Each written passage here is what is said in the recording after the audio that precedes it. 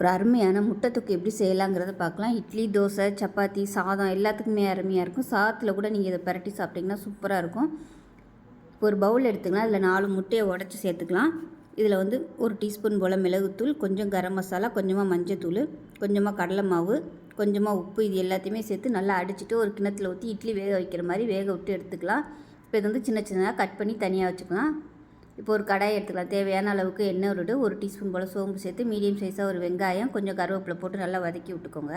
இப்போ இது கூட 1 டேபிள் ஸ்பூன் இஞ்சி பூண்டு சேர்த்து உப்பையும் சேர்த்து நல்லா பச்சை வாசனை போக வதக்கிட்டு மிளகாத்தூள், மஞ்சத்தூள், மிளகுத்தூள், கரம் மசாலா இது எல்லாத்தையும் சேர்த்து எண்ணெயில் வதக்கிட்டு மீடியம் சைஸாக ஒரு தக்காளி மிக்சியில் அடித்து வச்சுருக்கேன். அதையும் சேர்த்து எண்ணெய் பிரிகிற அளவுக்கு வதக்கி விட்டுக்கோங்க. தண்ணி தேவைப்பட்டால் கொஞ்சமாக தண்ணி ஊற்றிக்கலாம். அந்த தண்ணி ஊற்றி நல்லா எண்ணெய் பிரிஞ்சு வந்ததும் கட் பண்ணி வச்சுருக்க முட்டையும் சேர்த்துட்டு நல்லா 1 நிமிஷம் சிம்மில் விட்டுட்டிங்கன்னா அருமையான முட்டை தொக்கு ரெடி ஆகிடுச்சு. சாதத்தில் போட்டு பிசைஞ்சு சாப்பிட்டிங்கன்னா சூப்பராக இருக்கும்.